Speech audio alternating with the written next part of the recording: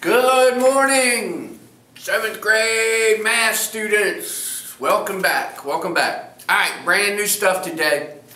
Scientific notation. Brand new stuff. You all have never, ever heard of this before because you didn't do it elementary school or 6th grade last year.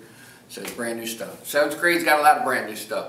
So, all right, here we go. Let's start with this. What is scientific notation? Scientific notation is just another way to write a number, right? Remember, much of this first 9 weeks of 7th grade, all we're doing is learning how to write a number a different way.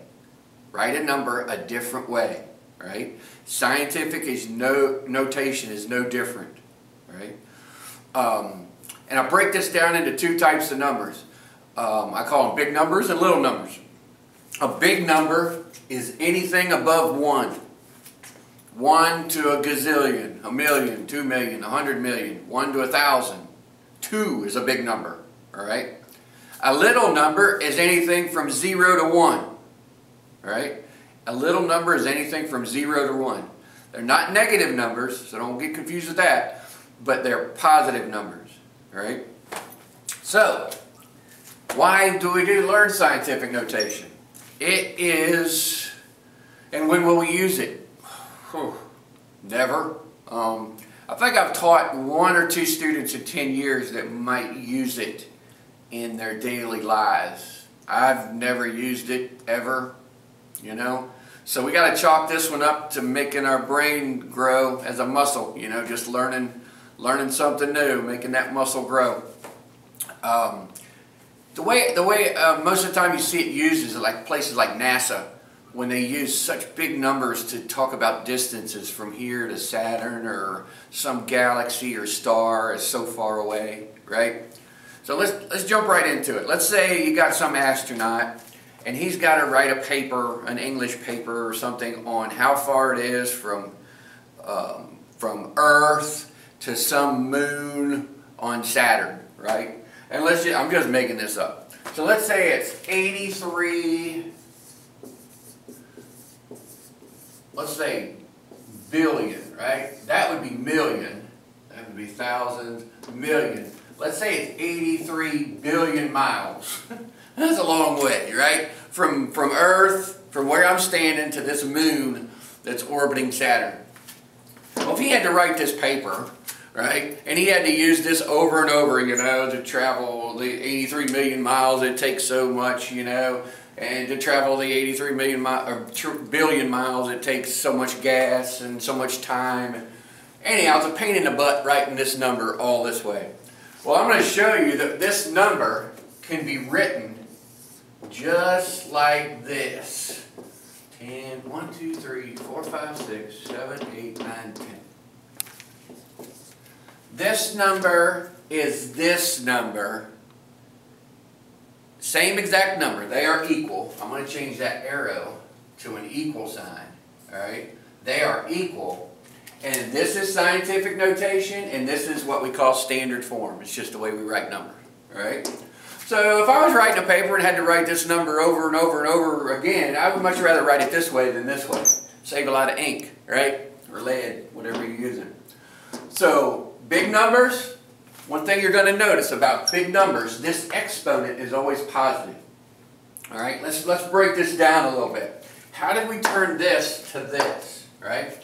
Well, think about it as moving the decimal. Scientific notation is all about moving the decimal. But Mr. Bowers, there's no decimal in there. That's not a decimal. Yes, it is, right? Where can we put that decimal to not change that number? Could we put it here? No, that would change it to 83 million, right? Could we put it here? No, that'd be 8,300. We don't write it, right? We've just become accustomed to not writing it, but there is a decimal at the end of every number. You're not going to change that number by putting that decimal there, right? So yeah, there is a decimal there, all right? And think about this, that every time we move that decimal is like we're timesing by 10, right? So this new number here would be 8.3 billion, right? If I move the decimals, if I move the decimal to here, or a comma to here, and here, it'd be 8.3 billion times 10. 110, not 10. Scientific notation. We move that decimal then until this first number is between 1 and 10. Has to be between 1 and 10. Alright? So we keep moving this decimal. Look, if we stop there, we still got 830,000, right? We got to keep moving that decimal. Move it here. Now that's still too big. We still got 8,300,000. Move it here, move it here. If we stop there, we still got 83,000. That's too big. 8,300. 830. If we stopped right there and forgot all those, that number is 830. It's too big. 83 is still too big. We got to put it there, between the 8 and the 3. That's how we got our 8.3.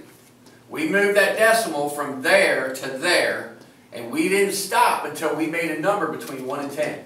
Alright? Now, it's always times 10, but to figure out how many times 10s it is, you just count how far you move the decimal.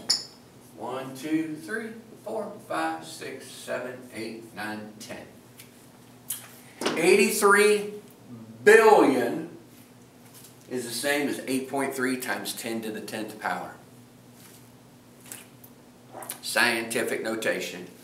Big numbers, right? Big numbers. Anything bigger, that's all we're doing today in this video is big numbers. Anything bigger than 1, all right? Let's do another big number. Let's do like, 17. 17 doesn't seem like a big number, but it's bigger than 1, all right? And we can write it in scientific notation. Scientific notation wasn't meant for this because it's actually harder to write it in scientific notation than it is to just write 17. So we're going to change this guy to scientific notation. And remember, it's all about moving the decimal, right? So the decimal's here. We never write it. But 17 is too big. I know it's going to be times 10 to some power, all right? We got to move this decimal until we make a number between 1 and 10. Well, 17 is bigger than 10. If we move it there, we got 1.7. Is that between 1 and 10? Yeah, 1.7. And then we count how far we moved the decimal. We only moved it one place. 17 is the same, I'm going to change that to an equal sign, is 1.7 times 10 to the first power. Alright? Same number written in scientific notation. Same number. It's all about moving this decimal. Let's do another one here. Let's do 82,010. Alright? What is that going to be in scientific notation? Well, I know it's going to be times 10 to some power. Alright? I know my decimal is right here. Let me make sure I'm on camera here. Yeah, I've still got you a little bit. Maybe I can lower it a little bit. Lower it a little bit there. Get you on screen. Try to raise that up just a little.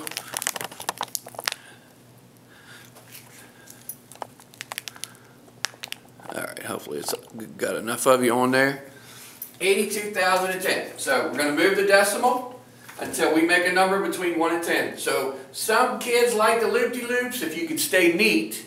Others, I just like to keep moving it and looking at myself. That's too big. That's 820. That's 82. We're going to put it between the 8 and the 2. So my new number is 8.2. Here's a little tricky thing, guys. I've got to keep writing that out. If there's a number that's not 0, I got to keep writing it out till I get to the last number that's not 0. So I've got to go all the way to 8.201 times 10, and then we count how far we moved it. 1, 2. We moved it 4 places. This number is the same as this number in scientific notation. Scientific notation. Alright? Remember, this first number has to be between 1 and 10. If I write a number down like 80 or 67 times 10 to the 9th power, that's not scientific notation. This number is too big, right? And again, what if I put 0.8, right, times 10 to the 3rd power? That's not scientific notation. This number is less than 1. We need it bigger. So these are not scientific notation. All right? We're going to keep practicing this, guys. This is only 3 examples of scientific notation dealing with big numbers, right? We're going from big number to scientific notation. Big number, scientific notation. Big number, scientific notation. All right. So let that soak in a little bit. All right. Got a couple practice coming up, and I'll see y'all tomorrow. Peace.